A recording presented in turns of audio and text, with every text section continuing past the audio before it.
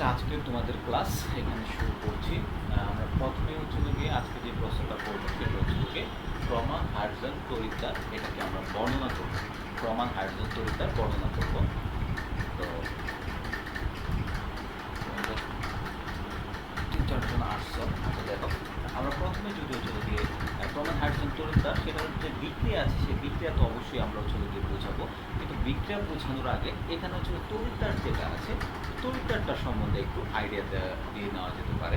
প্রথমে যদি আমরা বলি যে প্রমাণ হাইড্রোজেন তড়িৎদ্বারটা কাকে বলে, সেক্ষেত্রে যদি হচ্ছে গিয়ে আমরা এই এখানে তড়িৎদ্বারটা যে এটা একটা প্রমাণ হাইড্রোজেন তড়িৎদ্বার, সেই তড়িৎদ্বারে গেলে তোমার হচ্ছে গিয়ে এই ব্যাপারটা ক্লিয়ার হবে যে প্রথমে হচ্ছে গিয়ে এই যে প্লাটিনাম ব্ল্যাকের আস্তরণযুক্ত, প্লাটিনাম ব্ল্যাক আস্তরণযুক্ত একটা প্লাটিনামের পাতটা নিলাম।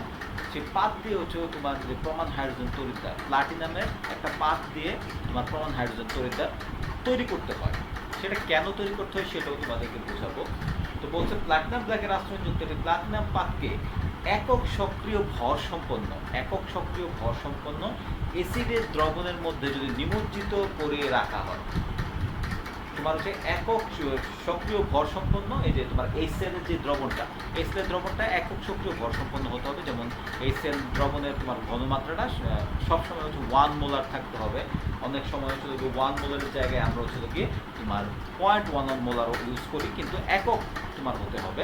সেটা হচ্ছে নর্মালি আমরা সাধারণত 1 মোলার ইউজ করি বা 0.1 মোলার এইচসিএল। এটা কি বলছে, প্লাটিনাম ব্ল্যাকের আস্তরণযুক্ত প্লাটিনামের যে পাত, সেটাকে যদি আমরা হচ্ছে একক সক্রিয় ভর সম্পন্ন একটি দ্রবণ, অ্যাসিড দ্রবণের মধ্যে যদি আমরা নিমজ্জিত করে রাখি, তাহলে এবং হচ্ছে ওই দ্রবণের মধ্যে এক বায়ুমণ্ডলীয় চাপে যদি হচ্ছে হাইড্রোজেন গ্যাস,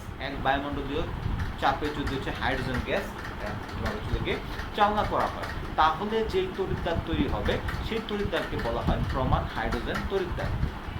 আমরা আবার বলছি, একটু শোনো, যে প্লাটিনাম ব্ল্যাকের আস্তরণযুক্ত প্লাটিনামের যে পাত আছে সেটাকে আমরা একক সক্রিয় ভর সম্পন্ন অ্যাসিড দ্রবণের মধ্যে নিমজ্জিত করব, এবং পাশাপাশি সেখানে তোমার হচ্ছে গিয়ে 1 অ্যাটমসফিয়ারিক প্রেসারে হাইড্রোজেন গ্যাস যদি প্রবাহিত করি, তাহলে যে তড়িৎদ্বারটা উৎপন্ন হবে সেটাকে বলা হবে প্রমাণ হাইড্রোজেন তড়িৎদ্বার।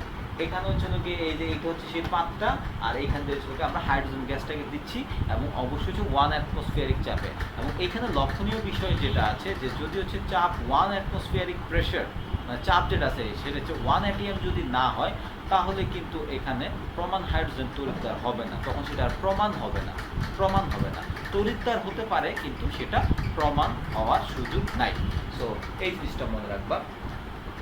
তো এখানে প্লাটিনাম আমরা ইউজ করতেছি কেন? প্লাটিনাম ইউজ করতেছি, দেখো হাইড্রোজেন গ্যাস হচ্ছে কি এটা হাওয়ায় ওড়ে, হাইড্রোজেন গ্যাসটা হাওয়ায় ওড়ে। এখন গ্যাস দিয়ে তুমি তড়িৎদ্বার বানিয়ে ফেলতে চাচ্ছ, গ্যাস দিয়ে যদি তুমি তড়িৎদ্বার বানিয়ে ফেলতে চাও, তাহলে গ্যাসকে ধরে রাখার জন্য একটা সাপোর্ট দরকার, সেই সাপোর্টটাই হচ্ছিল কি প্লাটিনাম। আমরা জানি হাইড্রোজেনের যখন যে কোনো বিক্রিয়া আমরা দেখছি, হাইড্রোজেনেশন যে বিক্রিয়াগুলো আমরা দেখি, সেই বিক্রিয়াগুলোর ক্ষেত্রে কি হয়, যে বিক্রিয়া যখন সংঘটিত হতে যায় তখন সেখানে সবসময় আমরা প্লাটিনাম বা আয়রন চূর্ণকে প্রভাবক হিসেবে ব্যবহার করতে দেখছি। প্রভাব হিসেবে ব্যবহার করার কারণে হচ্ছে গিয়ে যে এদের যে সারফেস আছে, পৃথিবীর যে সারফেস আছে, সেখানে হাইড্রোজেনটা সহজে অধিষ্ঠিত হতে পারে, ফলে সে একটা সাপোর্ট পায়, এবং পরবর্তীতে সে অন্য কারোর সাথে কর্ণের সাথে বিক্রিয়া করতে পারে বা অন্য কারোর সাথে বিক্রিয়া করতে পারে। মানে একটা সাপোর্ট, তুমি কারোর সাথে যদি বিক্রিয়া করতে যায়, তাহলে তার একটা জায়গায় স্থির হয়ে আগে বসতে হবে, সেই বসার সাপোর্টটা তাকে দেয় হচ্ছে গিয়ে ওই প্লাটিনাম বা আয়রন। কিন্তু এইখানে আমরা প্লাটিনাম ইউজ করবো, প্লাটিনাম হচ্ছে গিয়ে তোমার আয়রনের তুলনায় অনেক নিষ্ক্রিয়, প্লাটিনাম আয়রনের তুলনায় অবশ্যই হচ্ছে অনেক নিষ্ক্রিয়। সেক্ষেত্রে এখানে আমরা প্লাটিনামের পাত ব্যবহার করি। আর এইভাবে যে তড়িৎদ্বার তৈরি করা হয়, সেই তড়িৎদ্বারকে বলা হয় প্রমাণ হাইড্রোজেন তড়িৎদ্বার। এভাবে যে তড়িৎদ্বার তৈরি করা হয় সেটাকে বলা হয় প্রমাণ হাইড্রোজেন তড়িৎদ্বার। আচ্ছা, প্লাটিনাম ব্ল্যাকের পৃষ্ঠতলে প্রচুর পরিমাণ হাইড্রোজেন গ্যাস অধিসূচিত থাকে। এই যে তোমার আমরা দেখাইলাম, হাইড্রোজেন গ্যাসটা প্লাটিনাম ব্ল্যাকের যে স্তর আছে সেখানে অধিসূচিত অবস্থায় থাকবে। আচ্ছা, এই অধিসূচিত হাইড্রোজেন অণুর সঙ্গে এসিড দ্রবণে উপস্থিত H+ আয়নগুলো সাম্যাবস্থায় আছে। তাহলে কি প্লাটিনামের এখানে তোমার আছে হচ্ছে গিয়ে অধিসূচিত অবস্থায় আছে হাইড্রোজেন, আবার হচ্ছে দ্রবণের মধ্যে হচ্ছে গিয়ে আমরা দেখতেছি যে HCl দেওয়া, HCl থেকে আবার কি আসতেছে H প্লাস আয়ন, তার মানে কি এখানে হাইড্রোজেনের সাথে H প্লাস একটা সাম্যাবস্থায় থাকবে। সাম্যাবস্থায় কিভাবে থাকবে, হাইড্রোজেন আয়ন কখনো হচ্ছিল গিয়ে ইলেকট্রন গ্রহণ করে হচ্ছে হাইড্রোজেন অণু হচ্ছে, আবার হচ্ছিল গিয়ে হাইড্রোজেন অণু কখনো হচ্ছে ইলেকট্রন ত্যাগ করে হাইড্রোজেন আয়ন হচ্ছে, তার মানে এদের মাঝে একটা সাম্যাবস্থা গঠিত হবে।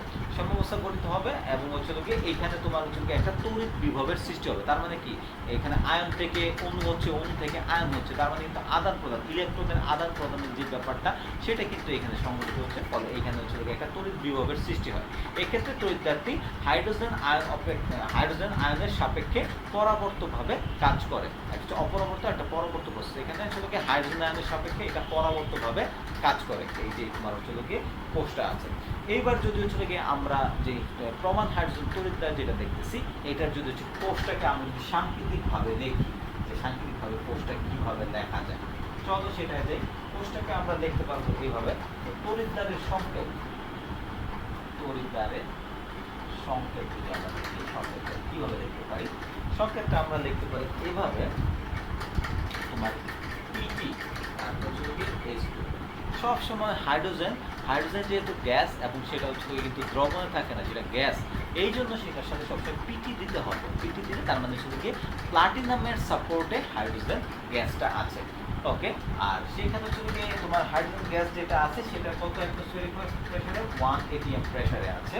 আর এইখানে হচ্ছে গিয়ে ওই যে তোমার সেলের যে দাগ সেগুলো হচ্ছে গিয়ে H প্লাস হাইড্রোজেন আয়ন, আর হচ্ছে গিয়ে তোমার আমরা বলছি AH প্লাস সমান 1, AH প্লাস সমান 1 বলতে হচ্ছে এখানে অ্যাক্টিভিটি অফ হাইড্রোজেন আয়ন, যেটা এখানে 1 হিসেবে আছে, অ্যাক্টিভিটি অফ হাইড্রোজেন আয়ন এখানে 1 হিসেবে আছে। কারণ এটা হচ্ছে গিয়ে প্রমাণ হাইড্রোজেন তড়িৎদ্বারের যে তোমার রূপটা, প্রমাণ হাইড্রোজেন তড়িৎদ্বারের যে হচ্ছে আমরা সাংকেতিক আকারে বা রাসায়নিকভাবে যেভাবেই বলো আমরা এটাকে লিখতে পারি। ওকে, এইবার হচ্ছে কি আমরা যদি দেখি যে তড়িৎদ্বারে এখানে কি বিক্রিয়া হচ্ছে, তড়িৎদ্বারের বিক্রিয়াটা যদি আমরা দেখি, তড়িৎদ্বারের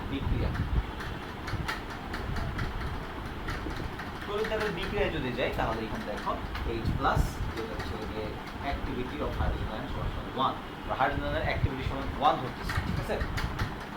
তো সে কি করবে, সে হচ্ছে গিয়ে তোমার যদি হচ্ছে গিয়ে একটা ইলেকট্রন গ্রহণ করে, সে যদি সেটা একটা ইলেকট্রন গ্রহণ করে তাহলে সে গিয়ে তোমার এখানে তোমার এইভাবে দেখাইছে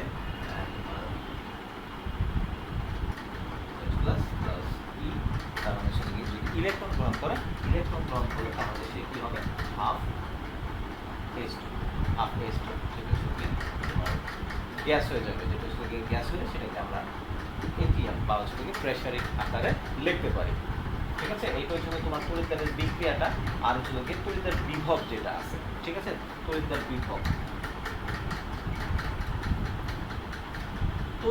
বিভবের কথা যদি আমরা বলি, তড়িৎদ্বার বিভবের কথা বললে এখানে হচ্ছে তোমার ব্যাপারটা এরকম হচ্ছে যে যেহেতু আমরা এটাকে প্রমাণ হাইড্রোজেন তড়িৎদ্বার বলতেছি, প্রমাণ মানেই হচ্ছে মান ফিক্সড থাকবে, এমন হচ্ছে গিয়ে তোমার এখানে প্রমাণ হাইড্রোজেন তড়িৎদ্বার বলার কারণে এখানকার যে বিভবটা আছে, বিভবটাকে আমরা হচ্ছে 0 প্রমাণ হাইড্রোজেন তড়িৎদ্বারের যে বিভব আছে সেটাকে শূন্য ধরা হয়, তাহলে আমরা লিখতে পারি E0 তোমার হচ্ছে গিয়ে H2 H প্লাস সমান হচ্ছে গিয়ে 0। এটা হচ্ছে প্রমাণ হাইড্রোজেন তড়িৎদ্বারের বিভব, যেটাকে আমরা শূন্য ধরতেছি, প্রমাণ হাইড্রোজেন তড়িৎদ্বার যার বিভব শূন্য। এই হচ্ছে গিয়ে আমাদের তোমার প্রমাণ হাইড্রোজেন তড়িৎদ্বার। আমরা প্রথমে বর্ণনা করলাম, তারপরে সংকেতটা কিভাবে হবে। আর সংকেতের ক্ষেত্রে ক্রুশিয়াল যেটা সেটা হচ্ছে গিয়ে যখন তুমি হাইড্রোজেন গ্যাস লিখবা, দেখো হাইড্রোজেন আয়ন কিন্তু দ্রবণের মধ্যে থাকতে পারে, কিন্তু হাইড্রোজেন যখন গ্যাস তখন মাস্ট বি তার সাথে প্লাটিনাম থাকতেই হবে, হাইড্রোজেন আয়ন যখন গ্যাস তখন তার সাথে প্লাটিনাম থাকতে হবে। নট ইভেন দ্যাট, তুমি যদি হচ্ছে গিয়ে কোনো তড়িৎদ্বার তৈরি করো এবং তড়িৎদ্বারের ক্ষেত্রে তোমার যদি হচ্ছে গিয়ে সেখানে গ্যাস থাকলে তুমি সবসময় মনে করো যে গ্যাসের সাথে কোনো নিষ্ক্রিয় ধাতু অবশ্যই থাকবে, কোনো নিষ্ক্রিয় ধাতু থাকবে, মানে থাকতে হবে, মাস্ট বি যে হচ্ছে গিয়ে তোমার গ্যাসের সাথে অবশ্যই তোমার হচ্ছে গিয়ে এই একটা ধাতু থাকতে হবে, ধাতু না থাকলে সেটা হচ্ছে তড়িৎদ্বার বলা যাবে না। ওকে, তাহলে আমরা এই জিনিসগুলো দেখছি। তাহলে হচ্ছে গিয়ে এখানে আমরা হচ্ছে গিয়ে কিছু জিনিস উল্লেখ করতে পারি, যেই জিনিসগুলো হলো যে প্লাটিনাম ব্র্যাকের উপস্থিতিতে প্লাটিনাম পাতের পৃষ্ঠতলের ক্ষেত্রফল বৃদ্ধি পায়, যা পাতের উপর সংঘটিত বিক্রিয়াকে ত্বরান্বিত করে দ্রুত সাম্যাবস্থা অর্জনে সাহায্য করে। প্লাটিনাম ব্ল্যাক মানে হচ্ছে গিয়ে প্লাটিনাম পাতের উপরে আমরা হচ্ছে প্লাটিনাম ব্ল্যাক মানে হচ্ছে প্লাটিনামের গুঁড়া, ঠিক আছে, বা এই টাইপের কিছু। তো এটা যদি হচ্ছে উপস্থিত থাকে প্লাটিনামের পাতের উপরে থাকলে তাহলে তার ক্ষেত্রফলটা বৃদ্ধি পাচ্ছে। ক্ষেত্রফলটা বৃদ্ধি পাইলে সেখানে হচ্ছে গিয়ে পাতের উপর যে বিক্রিয়াটা আছে, বিক্রিয়াটা হচ্ছে গিয়ে ত্বরান্বিত করে এবং হচ্ছে দ্রুত বিক্রিয়াটা হয়। কারণ হাইড্রোজেন গ্যাস গিয়ে দ্রুত হচ্ছে পাতের মধ্যে বসতে পারে এবং পাতের মধ্যে বসার পর তারপরে ইলেকট্রন আদান প্রদানের মাধ্যমে দ্রুত সাম্যাবস্থায় পৌঁছতে পারে। এটা ফার্স্ট কথা। আর 2 নম্বর একটা পয়েন্ট আছে, যদি উপরোক্ত তড়িৎদ্বারের ক্ষেত্রে হাইড্রোজেন গ্যাসের চাপ, উপরোক্ত তড়িৎদ্বারের ক্ষেত্রে যদি হাইড্রোজেন গ্যাসের চাপ 1 অ্যাটমসফিয়ারিক প্রেশার যদি না হয়, এবং দ্রবণ যেটা আছে, যেটা দ্রবণের গাঢ়ত্ব যদি হচ্ছে গিয়ে 1 মোলার না হয়, তাহলে এই তড়িৎদ্বারটিকে বলা হয় হাইড্রোজেন তড়িৎদ্বার। একটু খেয়াল করো কথাটা, এখানে বলছে 2টা পয়েন্ট। একটা হচ্ছে গিয়ে দ্রবণের যে ঘনমাত্রা আছে, দ্রবণের ঘনমাত্রা যদি হচ্ছে গিয়ে 1 মোলার না হয়, আবার হচ্ছে গিয়ে তোমার ওই যে আমরা যেটা বললাম যে হাইড্রোজেন গ্যাসের যে প্রেশার সেটা যদি 1 অ্যাটমসফিয়ারিক প্রেশার না হয়, তখন এটাকে আমরা প্রমাণ হাইড্রোজেন তড়িৎদ্বার বলতে পারবো না, তখন এটাকে আমরা বলবো হাইড্রোজেন তড়িৎদ্বার। অর্থাৎ প্রমাণ যদি হতে হয়, প্রমাণ হতে হলে হাইড্রোজেন গ্যাসের pressure must be 1 atmospheric pressure হতে হবে, এবং তোমার হচ্ছে গিয়ে ওখানে যে আমরা HCl এর যে দ্রবণটা নিয়েছি, দ্রবণটা ঘনমাত্রা অবশ্যই 1 মোলার হতে হবে, কারণ আমরা একক সক্রিয় ভর বিশিষ্ট করেছি, সেক্ষেত্রে অবশ্যই এখানে 1 হতে হবে। ঠিক আছে, তো এই ছিল হচ্ছে গিয়ে আমাদের প্রমাণ হাইড্রোজেন তড়িৎদ্বার যেটা আছে, তড়িৎদ্বারের বর্ণনা প্লাস এখানে তোমার উল্লেখযোগ্য যে পয়েন্ট, সেই পয়েন্টগুলো। ঠিক আছে, তো এই যে পয়েন্টগুলো আছে এগুলোর আমরা এখানে লিখেছি যে হচ্ছে হাইড্রোজেন তড়িৎদ্বার ব্যবহার করে তোমার হচ্ছে গিয়ে কোনো দ্রবণের পিএইচ নির্ণয়, দ্রবণের পিএইচ নির্ণয় করবো আমরা। দ্রবণের হাইড্রোজেন তড়িৎদ্বার ব্যবহার করে তোমার হচ্ছে গিয়ে পিএইচ নির্ণয়। ওকে, চলো হচ্ছে আমরা কিভাবে এটা নির্ণয় করবো সেটা ক্ষেত্রে এখানে ইএমএফ এর মাধ্যমে আমাদের নির্ণয় করতে হবে। চলো আমরা দেখে আসি। তো প্রথমে হচ্ছে গিয়ে আমরা কোষের ইএমএফ দ্বারা দ্রবণের পিএইচ নির্ণয় করবো আর কি। কোষের এখানে এটা নির্ণয় করতে গেলে কোষের ইএমএফ দ্বারা পিএইচ নির্ণয় করবো। এই যে প্রসেসটা, এই প্রসেসটা হচ্ছে কোষের ইএমএফ এর দ্বারা নির্ণয় করতে হয়। আচ্ছা, কিভাবে নির্ণয় করতে হয় সেক্ষেত্রে আমরা চলো হাইড্রোজেন তড়িৎদ্বারকে আমরা হচ্ছে গিয়ে দেখো, হাইড্রোজেন তড়িৎদ্বার কিন্তু একটা সিঙ্গেল ইলেকট্রন। আমরা যেমন হচ্ছে গিয়ে অ্যানোড ব্যবহার করি, ক্যাথোড ব্যবহার করি, অনুরূপভাবে কিন্তু ওই হাইড্রোজেন তড়িৎদ্বার যেটা, সেটা কিন্তু হচ্ছে একটা তড়িৎদ্বার। সেটা আয়দার হচ্ছে গিয়ে অ্যানোডিক জায়গায় ব্যবহার করতে পারি, ক্যাথোডিক জায়গায় ব্যবহার করতে পারি। কোন জায়গায় ব্যবহার করবো এটা ডিপেন্ড করে কোনটা হাইড্রোজেন তুলনায় সক্রিয়, কোনটা হাইড্রোজেন তড়িৎদ্বারের তুলনায় কম সক্রিয়। হাইড্রোজেন তড়িৎদ্বার যদি অধিক সক্রিয় হয় তাহলে ওটা হচ্ছে অ্যানোড রূপে ব্যবহার হচ্ছে, আবার হাইড্রোজেন তড়িৎদ্বার যদি হচ্ছে গিয়ে কম সক্রিয় হয় তখন সেটা ক্যাথোড রূপে ব্যবহৃত হচ্ছে। এইভাবে হচ্ছে কি আমরা হাইড্রোজেন তড়িৎদ্বারটাকে আমরা ব্যবহার করবো। এটা হচ্ছে একটা সিঙ্গেল ইলেকট্রোড, সোজা কথা, এটা হচ্ছে একটা সিঙ্গেল ইলেকট্রোড। আচ্ছা, তো আমরা যদি এবার হচ্ছে গিয়ে দেখি যে হচ্ছে গিয়ে আমাদের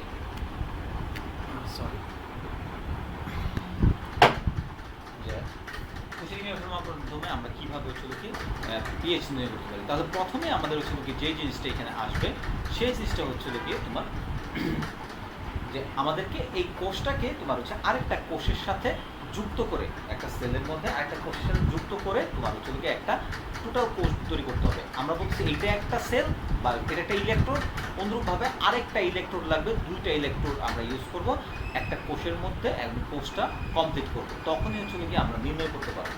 সেই জন্য আমরা কি করতেছি যে হাইড্রোজেন, প্রমাণ হাইড্রোজেন তড়িৎদ্বার যেটা আছে সেটাকে হচ্ছে একটা লবণ সেতুর মাধ্যমে, ওই যে KCl যে লবণ সেতু তৈরি করা হয় পটাশিয়াম ক্লোরাইড দিয়ে, সেই লবণ সেতুর মাধ্যমে একটা নর্মাল বা সাধারণ যে ক্যালোমেল ইলেকট্রোড আছে, ক্যালোমেল ইলেকট্রোড এই টার্মটা তোমরা আগে শুনছো, পড়ছো কিনা আমি জানি না, আমি পড়াবো এটার পরে। তো ক্যালোমেল ইলেকট্রোডের সাথে যুক্ত করা হয়, ঠিক আছে। তাহলে হচ্ছে এক সাইডে হচ্ছে হাইড্রোজেনের ইলেকট্রোড থাকলো, এক সাইডে ক্যালোমেল ইলেকট্রোড থাকলো, তাহলে 2টা ইলেকট্রোড থাকলো, তার মানে হচ্ছে একটা কোষ কমপ্লিট হলো। আচ্ছা, সেল যদি কমপ্লিট হয় এইবার তাহলে হচ্ছে গিয়ে এখান থেকে আমরা পিএইচ নির্ণয় করতে পারবো। আমরা হচ্ছে গিয়ে কোষটি দেখি আজকে, কোষটি কী হয়। কোষটি হচ্ছে গিয়ে প্রথমে আমি যদি হাইড্রোজেন ইলেকট্রন দেখি PgH2, তোমার PgH2, তারপর হচ্ছে গিয়ে এটা গ্যাস, আর এখান থেকে আমাদের আসছে হচ্ছে হাইড্রোজেন আয়ন, তারপর হচ্ছে গিয়ে এটা হচ্ছে গিয়ে 0.1 মোলার, তারপর হচ্ছে গিয়ে Ag2CO2 সলিড H। দেখো তাহলে এখানে আমরা যে কোষটার সাথে সংযুক্ত করলাম সেটা হচ্ছে ক্যালোমেল ইলেকট্রোড। এই যে এতটুকু হচ্ছে কি আমাদের তোমার হাইড্রোজেন ইলেকট্রোড, প্রমাণ হাইড্রোজেন ইলেকট্রোড। এটা হচ্ছে প্রমাণ হাইড্রোজেন ইলেকট্রোড। আর এই যে এতটুকু হচ্ছে ক্যালোমেল ইলেকট্রোড, ক্যালোমেল ইলেকট্রোড বা ক্যালোমেল তড়িৎদ্বার, যাই বলে না কেন আমরা ক্যালোমেল ইলেকট্রোড বা ক্যালোমেল তড়িৎদ্বার।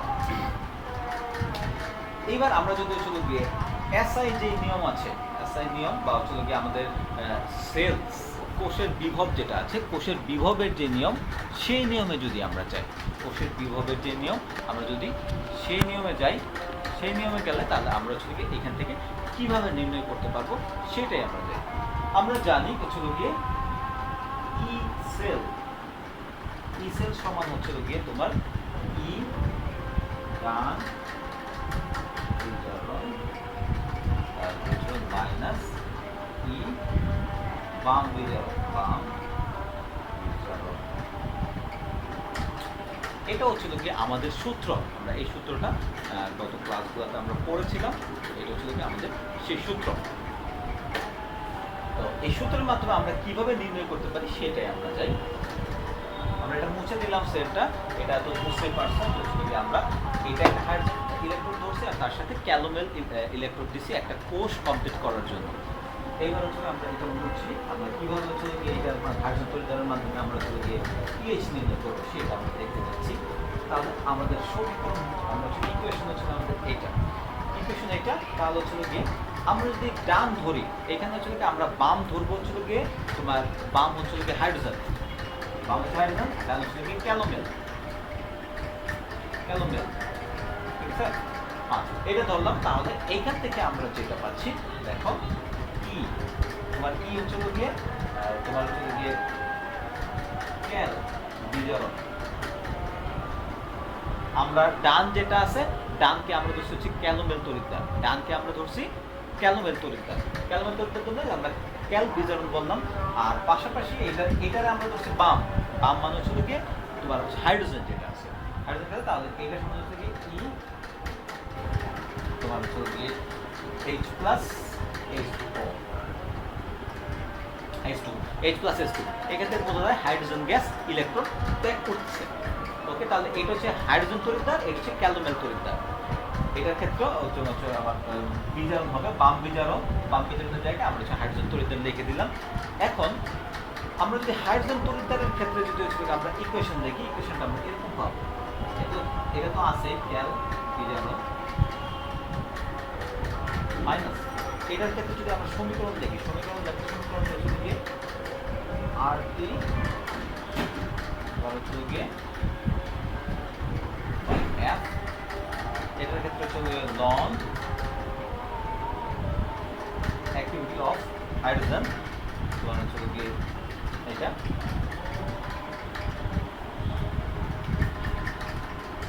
Loan activity of hydrogen. এটা যদি আমরা ধরি, আর হচ্ছে এখানে আরেকটা টার্ম আছে, টার্মটা হচ্ছে গিয়ে তোমার ই H প্লাস H। এই টার্মটা আমরা এখানে জানি। এই টার্মটা হচ্ছে গিয়ে তোমার ই হাইড্রোজেন আয়ন, আর হাইড্রোজেন গ্যাস থেকে ইলেকট্রন ত্যাগ করে সেই হাইড্রোজেন আয়ন হচ্ছে। আমরা হচ্ছে গিয়ে প্রমাণ হাইড্রোজেন তড়িৎদ্বারের বিভবটা আমরা কি দেখছিলাম, বিভব দেখছিলাম আমরা 0। সো এখানে দুইটা টার্ম আসবে, অ্যাকচুয়ালি দুইটা টার্মের মধ্যে একটা টার্ম তো 0 হবে, আর এই টার্ম যেটা আছে এটা হচ্ছে গিয়ে থাকবে, ঠিক আছে।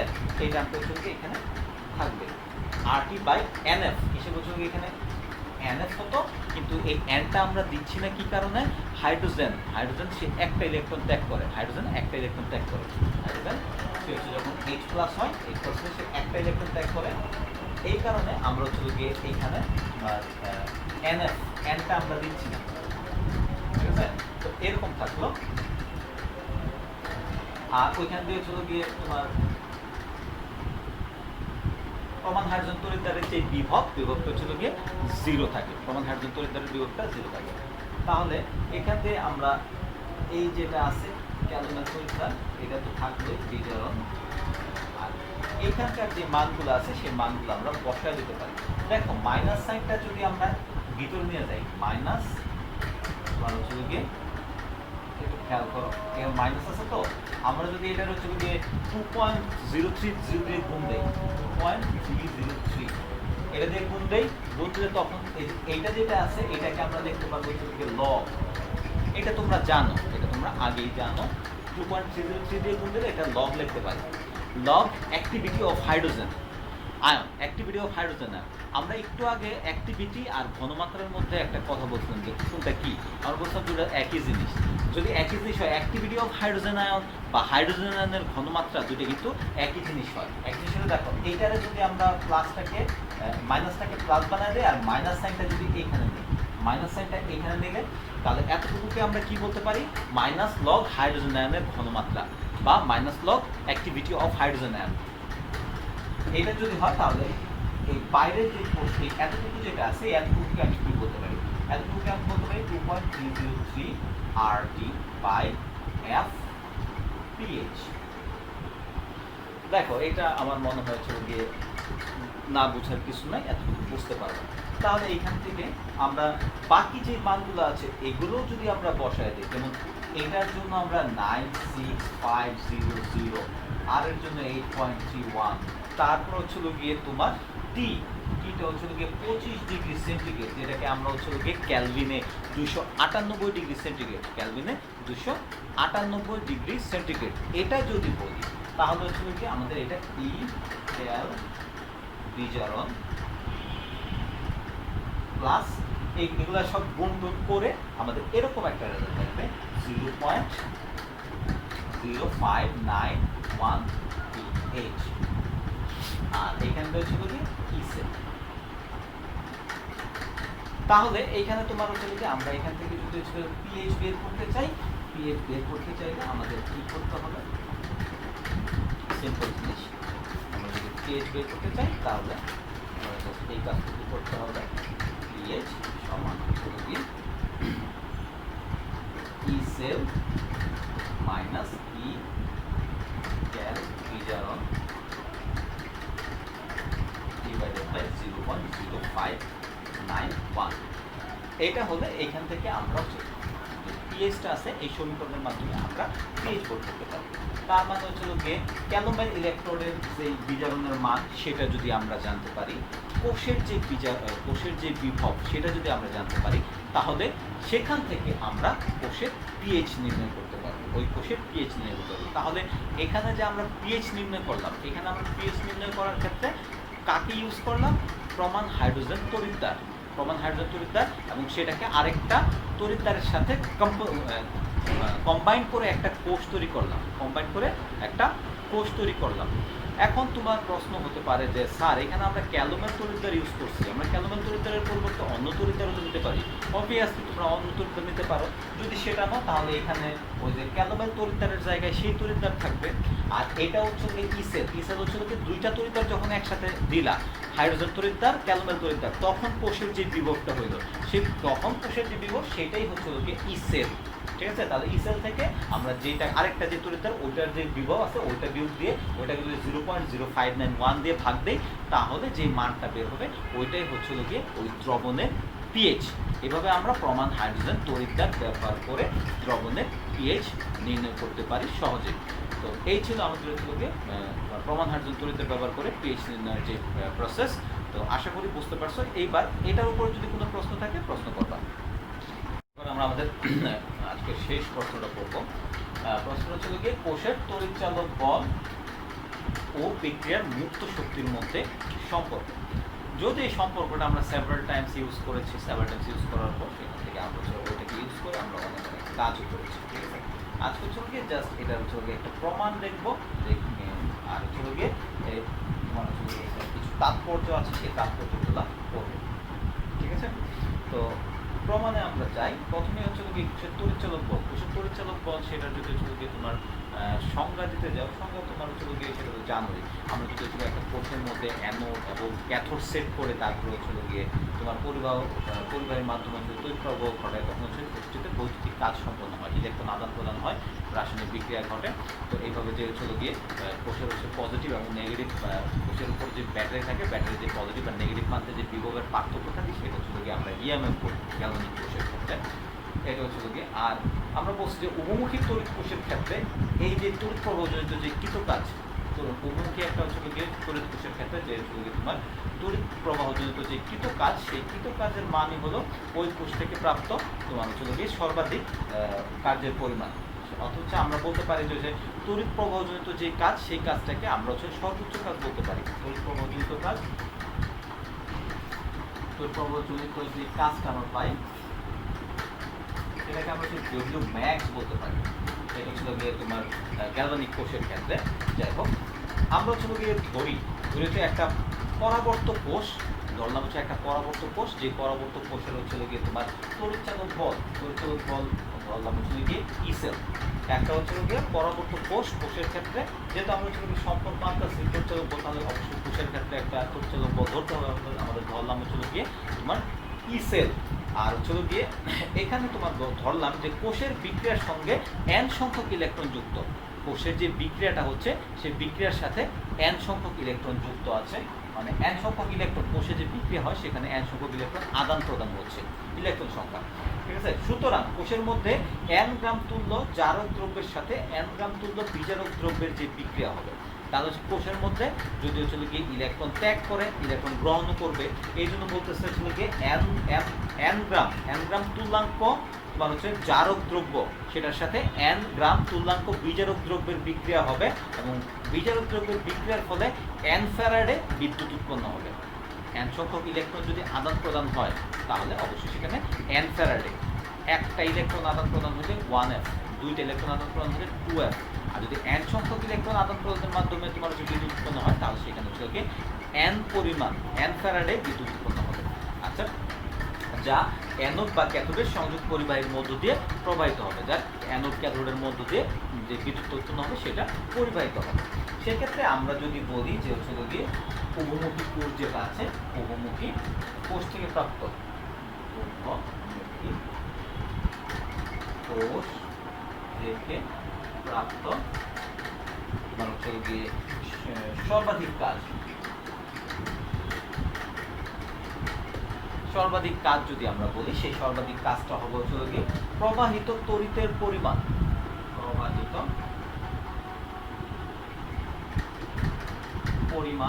তড়িতের পরিমাণ গুণ হচ্ছে গিয়ে তোমার কোষের তোমার হচ্ছে গিয়ে বিভব প্রভেদ বা হচ্ছে গিয়ে উপাদান। আচ্ছা, এটা হচ্ছে গিয়ে আমরা আবার হচ্ছে গিয়ে যদি হচ্ছে গিয়ে এখানে আমরা কি বলছি, তড়িৎ প্রবাহজনিত তোমার হচ্ছে কৃতকাজ। এখানে তড়িৎ প্রবাহজনিত হচ্ছে গিয়ে একটু কি আছে,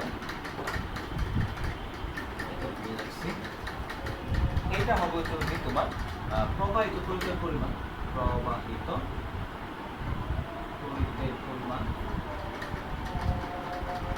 গুণ তোমার হচ্ছে গিয়ে কোষের তড়িৎচালক বল। আবার আমরা যদি বলি তড়িৎ প্রবাহজনিত কৃতকাজ, আমরা বলি তড়িৎ প্রবাহজনিত কৃতকাজ, তড়িৎ প্রবাহজনিত কৃতকাজ, তড়িৎ প্রবাহজনিত কৃতকাজ,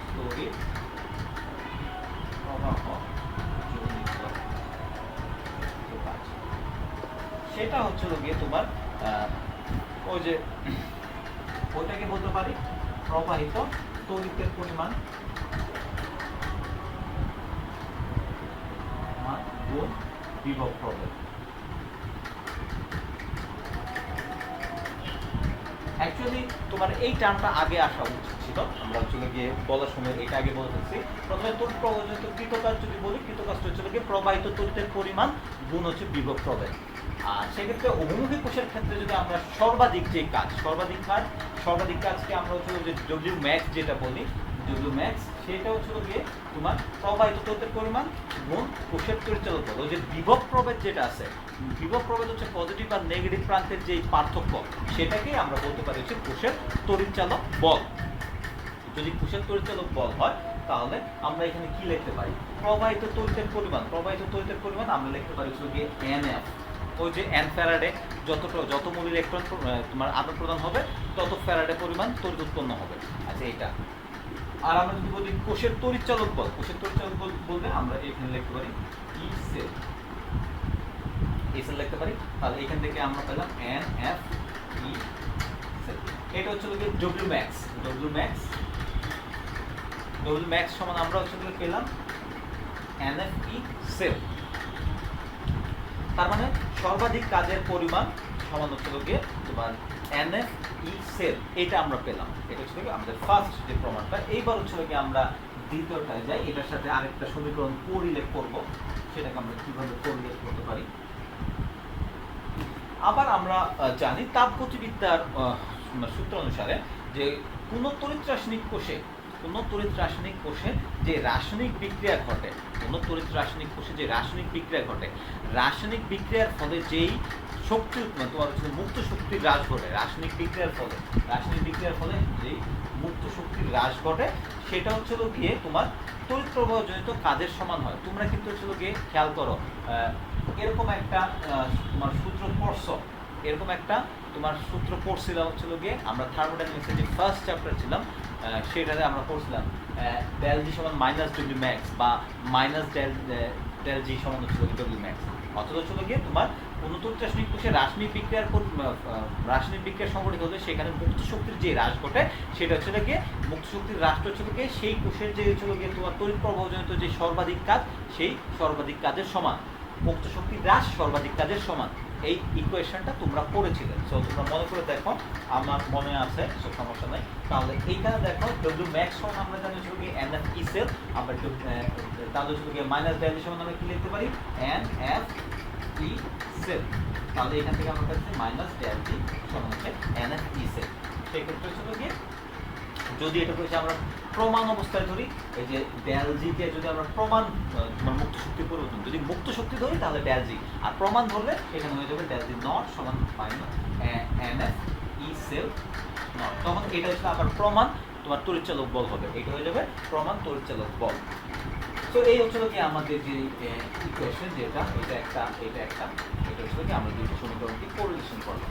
সো এই ছিল হচ্ছে কি আমাদের সম্পর্ক। এবার এই সম্পর্কের মধ্যে কিছু জিনিস আছে যে জিনিসগুলো একটু হচ্ছে গিয়ে বুঝতে পারো। তো আমরা যদি সেটাই যাই, তোমরা নিশ্চয়ই অলরেডি অনেক পড়ালেখা করে ফেলছো যে হচ্ছে বিক্রিয়া স্বতঃস্ফূর্ত কখন হবে। বিক্রিয়া স্বতঃস্ফূর্ত হয় তখনই যখন হচ্ছে গিয়ে তোমার যে ই সেল যখন হচ্ছে পজিটিভ হয় তখন হচ্ছে বিক্রিয়া স্বতঃস্ফূর্ত হবে। সেক্ষেত্রে যদি আমরা ডেলজির মান দিয়ে দেখি, ডেলজির মান যদি নেগেটিভ হয়, ডেলজির মান নেগেটিভ হলে বিক্রিয়া স্বতঃস্ফূর্ত হবে। ঠিক আছে, স্বতঃস্ফূর্ত বিক্রিয়া স্বতঃস্ফূর্ত হওয়ার ক্ষেত্রে ই সেল প্লাস হতে হবে, ডেলজি মাইনাস হতে হবে। ঠিক আছে। আবার যদি বলো যে অস্বতঃস্ফূর্ত হতে গেলে এটা মাইনাস হতে হবে, এটা প্লাস হতে হবে। অর্থাৎ ই সেল যদি হচ্ছে মাইনাস হয় তাহলে অস্বতঃস্ফূর্ত হবে বিক্রিয়া, আর হচ্ছে গিয়ে ডেলজি তখন হচ্ছে গিয়ে ধনাত্মক থাকবে। তারপর বিক্রিয়াটা যদি সাম্যাবস্থায় থাকে, সাম্যাবস্থায় থাকবে তখন ডেলজির মান হচ্ছে শূন্য, ডেলজি শূন্য। কখন? সাম্যাবস্থায় থাকলে ডেলজির মান শূন্য হবে। এটা একটা পয়েন্ট। তো হচ্ছে গিয়ে এই পয়েন্টগুলোর উপর ভিত্তি করে আমরা সহজেই বলতে পারি যে হচ্ছে গিয়ে একটা কোষের যে বিক্রিয়াটা সেটা স্বতঃস্ফূর্ত হবে না স্বতঃস্ফূর্ত হবে না। এই ছিল হচ্ছে গিয়ে আমাদের আরেকটা সম্পর্ক, এবং হচ্ছে গিয়ে বিক্রিয়াটা স্বতঃস্ফূর্ত হবে কি হবে না সেই কন্ডিশনগুলো এখানে আলোচনা করে দিলাম। তো এটি ছিল হচ্ছে গিয়ে আমাদের আজকের দিনের জন্য লাস্ট প্রশ্ন। তো আমরা আজকে 3টা প্রশ্ন পড়লাম। সো এইবার যদি এই প্রশ্নটার মধ্যে কোনো সমস্যা থাকে তোমরা প্রশ্ন করতে পারো।